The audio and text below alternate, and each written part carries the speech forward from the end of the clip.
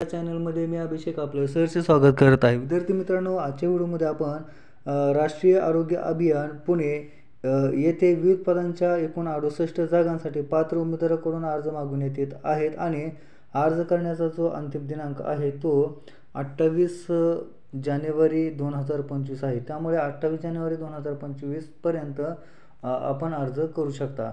तर याच्यामध्ये ज्या वॅकन्सी आहेत त्या एकूण 68 पदांसाठी ही भरती निघालेली आहे. तर याच्यामध्ये वेगवेगळ्या प्रकारची पदे आहेत, ते आपण कोणते आहेत ते पाहूया. तर याच्यामध्ये पहिलं जे पद आहे ते बालरोगतज्ञ, जागा आहेत 11.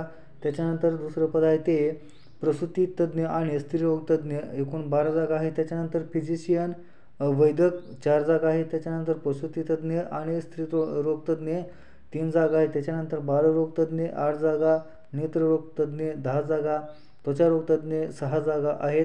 त्याच्यानंतर पुढे मानसोपचार तज्ज्ञ एकूण 9 जागा आणि ENT विशेष तज्ज्ञ म्हणजेच ENT स्पेशलिस्टच्या एकूण 8 जागा आहेत. तर विद्यार्थी मित्रांनो, या ज्या वॅकन्सी आहेत त्या मेडिकल फील्डमधील आहेत.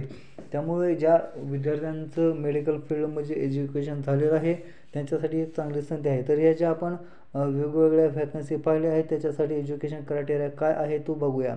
तर याच्यामध्ये पहिल्या पदासाठी MD मेडिसिनमध्ये DNB मध्ये होणं गरजेचं आहे. त्याच्यानंतर दुसऱ्या पदासाठी MD किंवा MS GYN किंवा DGO किंवा DNB मध्ये असणं गरजेचं आहे. तिसऱ्या पदासाठी MD मेडिसिनमध्ये DNB असणं गरजेचं आहे. चौथ्या क्रमांकाच्या पदासाठी MD किंवा MS गायनॉलॉजिस्टमध्ये असणं गरजेचं आहे. त्याच्यानंतर DGO किंवा DNB मध्ये असणं गरजेचं आहे.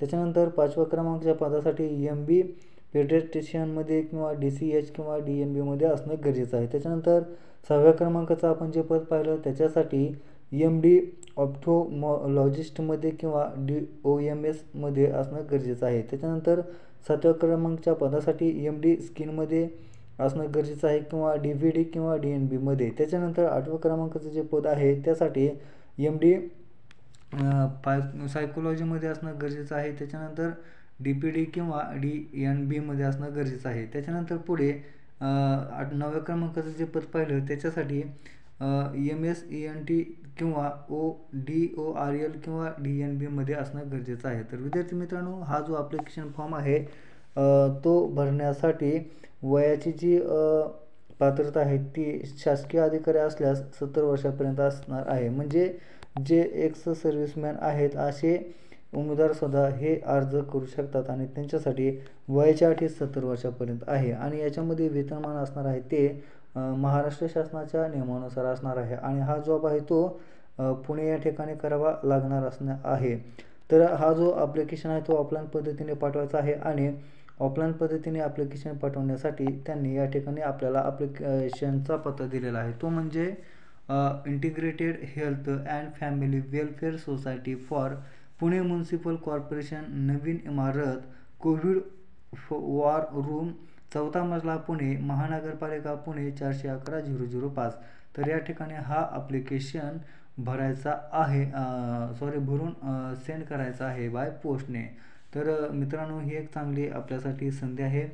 आजच्या व्हिडिओमध्ये एवढीच माहिती द्यायची होती. आपल्याला व्हिडिओ कसा वाटला हे आपल्या कमेंट बॉक्समध्ये नक्की कळवा. सोबत आपला चॅनल सबस्क्राईब करा. आपला चॅनल आपल्या जास्तीत जास्त मित्रांपर्यंत शेअर करा जेणेकरून त्यांना अशाच प्रकारचे नवनवीन व्हिडिओ भेटत राहतील. भेटूया पुढील अशाच प्रकारच्या व्हिडिओमध्ये. तोपर्यंत जय हिंद, जय महाराष्ट्र.